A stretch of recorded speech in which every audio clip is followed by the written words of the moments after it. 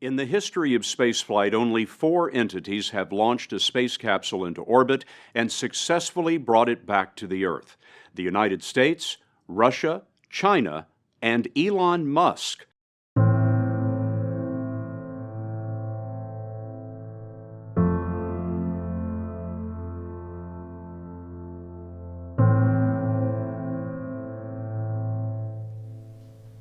So we embarked upon that journey to create SpaceX in 2002. In the beginning, I wouldn't even let my friends invest because I didn't want to lose their money. I thought it was like, I'd rather lose my own money. So,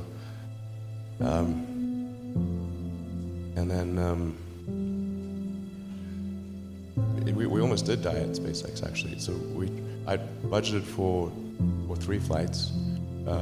Technically, I did have a plan where I had the money from PayPal. I had like about 180 million from PayPal. And I thought, I'll allocate half of that to SpaceX and Tesla and Solar City, and that should be fine. I'll have 90 million. Like, it's just lots, But then what happened is things cost more and took longer than I thought. So I had a choice of either put the rest of the money in or the companies are going to die. And it's like, so I ended up putting all the money in and borrowing money for rent from friends. 2008 was brutal. 2008 we had the 3rd consecutive failure of the Falcon 1 rocket for SpaceX. Tesla almost went bankrupt. We closed our financing round 6 p.m. Christmas Eve 2008. It was the last hour of the last day that it was possible. We would have gone bankrupt 2 days after Christmas otherwise. And I got divorced. That was like rough, man. Feminine scar tissue there. Well, it poses a question, or maybe you just answered the question of why is no one else doing these things?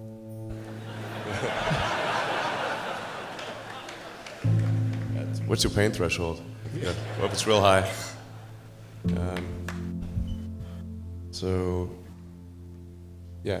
SpaceX is alive by the skin of its teeth, so is Tesla. If things had just gone a little bit the other way, both companies would be dead. And I like, one of the most difficult choices I've ever faced in life was in 2008. I think I had maybe $30 million left, or $30 or $40 million left in 2008. And I had 2 choices. I could put it all into one company, and then the other company would definitely die, or split it between the 2 companies. But if I split it between 2 companies, then both might die. When you put your blood, sweat, and tears into creating something, building something, it's like a child. And so it's like, which one am I going to let one starve to death? I couldn't bring myself to do it, so I split the money between the 2. For SpaceX, the first 3 launches failed, and we're just barely able to scrape together enough parts and money to do the 4th launch. If that 4th launch had failed, we would have been dead.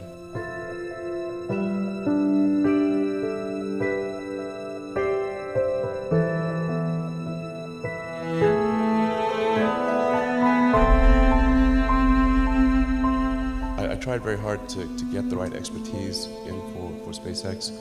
I tried hard to find a great chief engineer for the rocket, but the good chief engineers wouldn't join, and the bad ones, well, there was no point in hiring them. So I ended up being chief engineer of the rocket.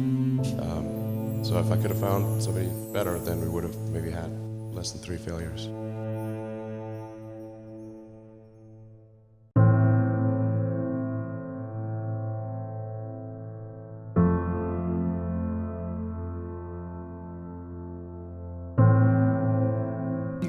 How do you plan a business where the rocket business, some of these things are going to blow up on the launch pad?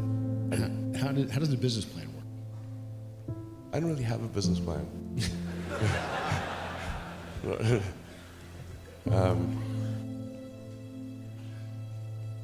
I haven't had a business. I had a business plan way back in the Zip 2 days.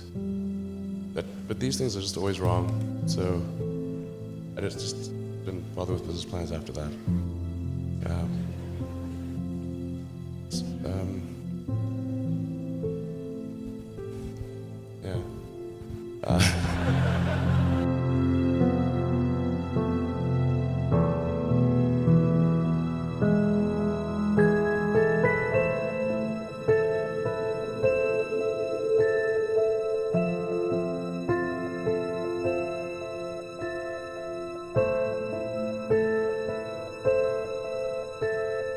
One thing I really like about you is you are unusually fearless and willing to go in the face of other people telling you something is crazy. And I know a lot of pretty crazy people, you still stand out.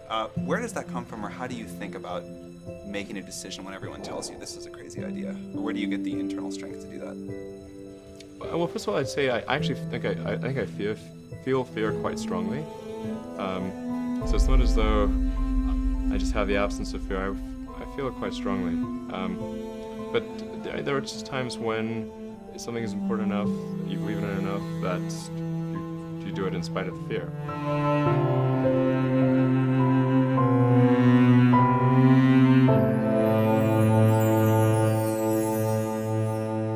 How did you get the expertise to be the chief technology officer of a rocket ship company? I do have a physics background. That's helpful as a foundation. And then I read a lot of books and talked to a lot of smart people. You're self-taught? Yeah. Well, self-taught, yes, meaning I don't have an aerospace degree. So how did you go about acquiring the knowledge? Well, like I said, I read a lot of books, talked to a lot of people, and have a great team.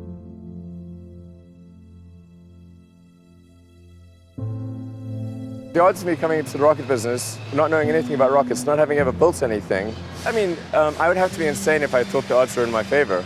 Why even begin? When something is important enough, you do it even if the odds are not in your favor.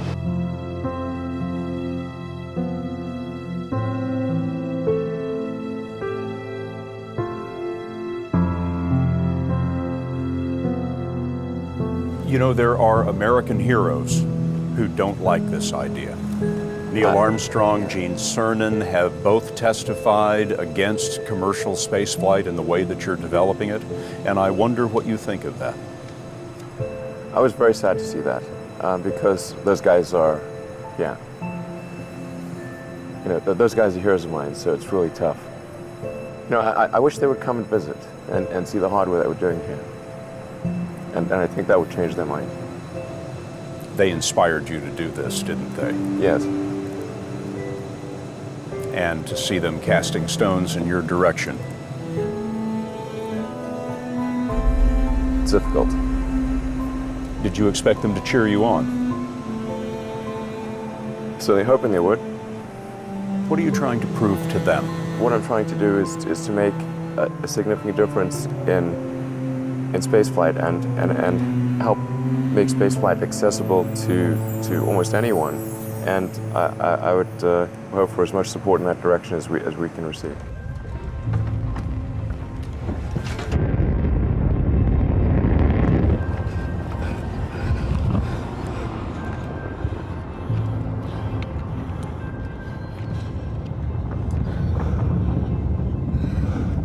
Speed 1.2 kilometers per second, downrange distance 11 kilometers. Shortly after main engine cutoff, we're going to separate the stages and begin the second stage ignition. Come on.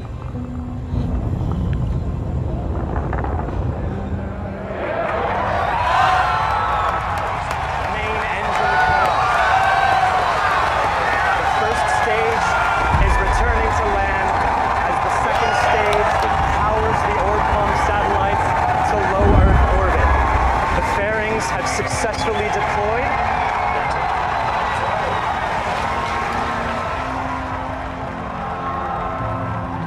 The first stage will soon begin its series of 3 burns to head back towards Cape Canaveral. Oh, where's the... Okay, this is bad. Potentially bad.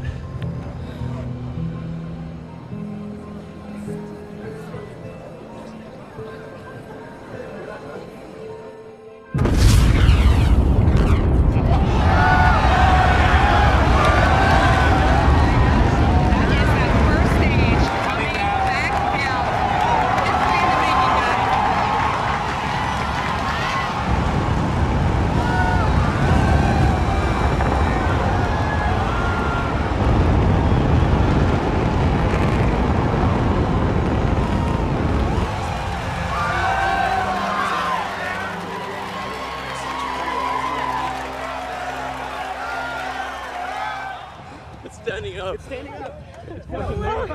When we started coming in, it sounded like an explosion.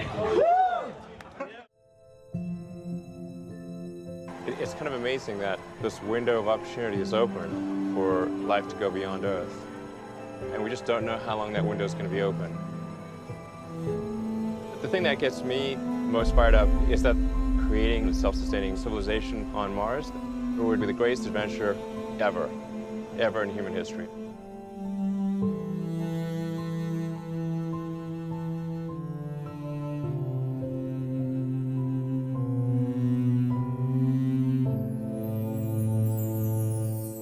Launch hadn't worked, that would have been it. We would have not had the resources to mount a fifth. You couldn't have gone out at that point. Yes, death would have been, I think, inevitable because we did not have the resources to mount a fifth launch. This is a tricky business. It's tricky. Yeah, yeah, I wish it wasn't so hard.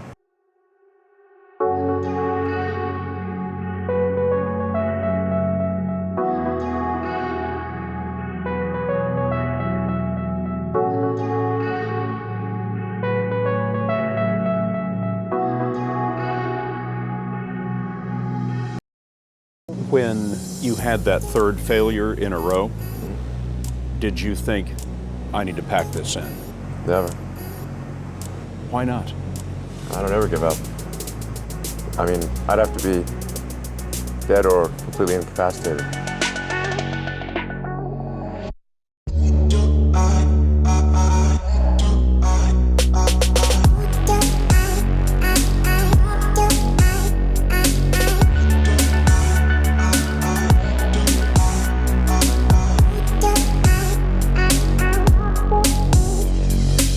Just accept the probabilities, then that diminishes fear. When starting SpaceX, I thought the odds of success were less than 10%, and I just accepted that actually probably I would just lose everything, but that maybe we'd make some progress if we could just move the ball forward. Even if we died, maybe some other company could pick up the baton and keep moving it forward. So that would still do some good. Yeah, same with Tesla. I thought the odds of a car company succeeding were extremely low.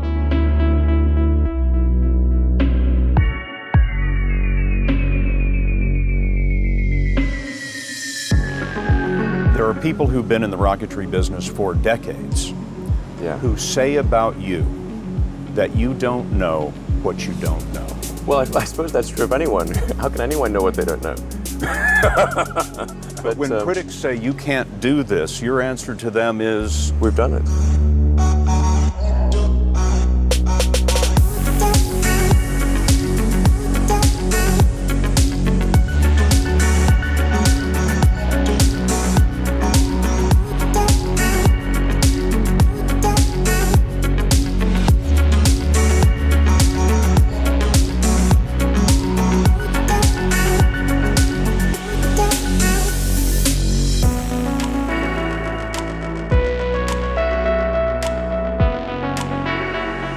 Now is the time to take risk. As you get older, your obligations increase. And once you have a family, you start taking risk not just for yourself, but for your family as well. It gets much harder to do things that might not work out. So now is the time to do that before you have those obligations. So I would encourage you to take risks now. Do something bold. You won't regret it. Thank you. We're go for launch. Let's light this candle. 3, 2, 1. Ignition. Liftoff of the Falcon 9 and Crew Dragon. Go NASA. Go SpaceX. God